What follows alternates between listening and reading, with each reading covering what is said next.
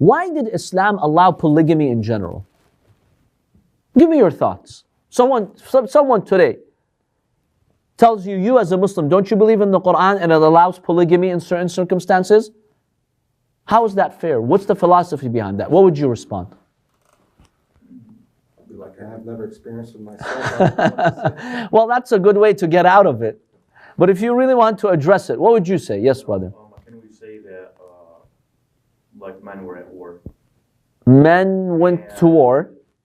There was no one to care for these women. No one to care for these women. Good point. We'll elaborate on that. That's a good point. What else? Any other ideas? Islam allowed polygamy for several reasons. Very briefly, this is not the point of our discussion, but it's just an intro to why the Prophet married a number of wives. Simply, in a lot of those societies, there were less women who were eligible for marriage than men. No, the other way around. There were less men eligible for marriage than women. Why? Two main reasons. One, war. Men would get killed in the battlefield. And remember, a lot of those areas were villages, like comprised of 300 people. So if 50 men die in a battle, that's what, 1/6 of the whole city? So that leaves a lot of women without having the opportunity to marry. So Islam limited, by the way, polygamy. Arabs would marry 50, 60, 30, depending on how much money they had. Islam said, no, only 4. Some people think Islam increased it to 4. No, Islam limited it to 4. Also keep that in mind. For these practical reasons. There were less men who were eligible for marriage. So if Islam says monogamy, that means you automatically deny so many women the chance of ever getting married and having children. Is this fair? Practically, as a society, you're telling, look, you're going to stay like that till the rest of your life. No kids for you, no family for you. Too bad. Is this fair? Islam believed that every woman should have a chance at marriage, should have a chance to have children. And so denying her that chance is an act of injustice. Yes, there should be limits, but that's the idea behind it. Number 2, men usually would do physical labor in the past, dangerous jobs. They would get killed doing work. Even today, who does the dangerous jobs today? Factories and construction. Who does it normally? Men. Men usually do the dangerous jobs. So just imagine in the past how this was even more pronounced. So there were always more men dying than women. So naturally there was an imbalance in the ratio. By the way, even today there's that imbalance in the ratio. I'll tell you how. Not in the number of males and females. It's pretty equal. It's pretty equal, yes. The ratio of men and women in most societies, not China, because they had a policy of only one child. So a lot of pregnant women, they'd kill off their female fetuses. So they have more men in China today than women, by the way. But that's because of a political decision. But in most societies, the ratio is pretty equal. Nothing too discernible. Maybe in some societies, just a little bit more men. Maybe in some societies, just a little bit more women. But it's pretty equal. But here's where the imbalance is. Today, single people in America are saying the following: there just aren't enough available men in this city, in that city where the interview was done. So in many cases, there are 1.4 college-educated women between the ages of 18 and 30 for every man. 1.4 versus 1. Remember, people naturally marry someone from their same demographics, from their same socioeconomic background. If you consider the number of women in one particular socioeconomic background who are eligible for marriage, there are many more women than men. So what's going on? What's happening is men are marrying women, but you have an imbalance in their ratio. There are thousands and millions of women who don't find the suitable husband for them. Even today, this problem exists. Even today. So not just in the past. And so fewer people are getting married because there's a shortage of economically stable single men. That's another factor. Women want men who are economically stable.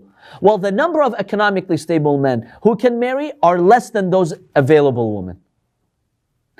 So Islam recognized in those times there were poor men who could not get married.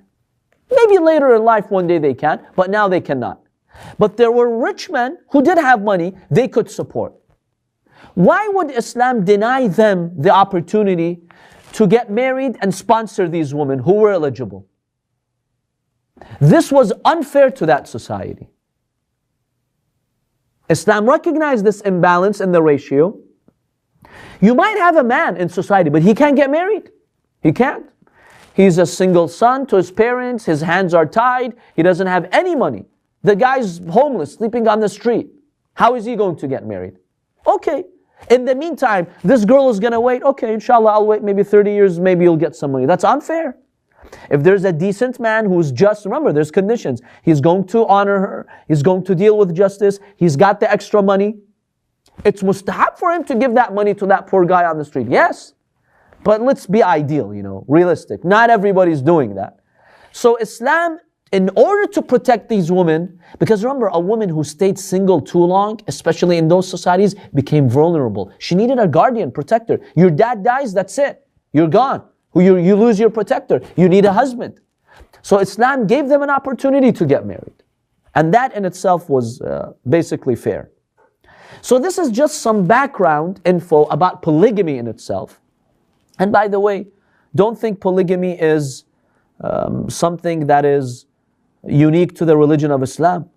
Go look at the Bible and see that the Bible talks about very important biblical figures who were polygamous. The Bible, the Old Testament talks about Sulaiman, Prophet Sulaiman being polygamous, Moses having 2 wives, many other figures in the Bible that are well-respected figures, they were polygamous. So don't say Islam came and invented polygamy. No, polygamy was the norm in the Abrahamic faiths. Islam continued it, but it put limits to it.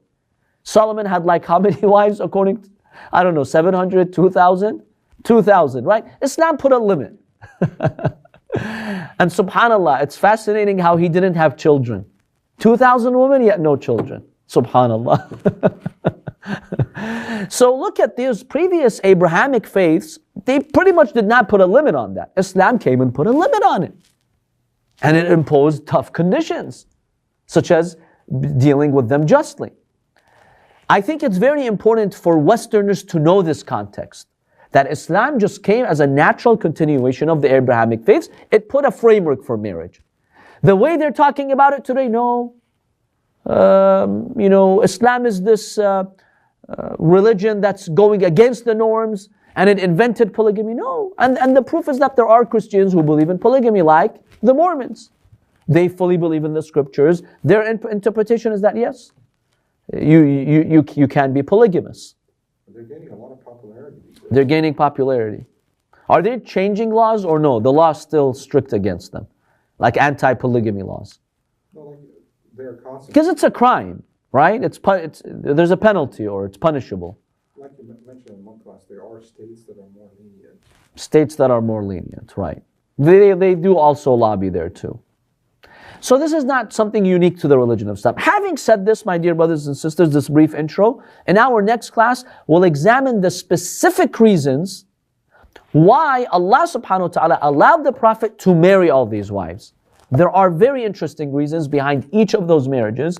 And why, and how do we address a verse like that? A woman coming and gifting herself to the leader, to the Prophet, and he accepts and that's okay. Because that opens a window for people to attack the Prophet. Is he a man of desire? What's going on? We'll examine that inshallah.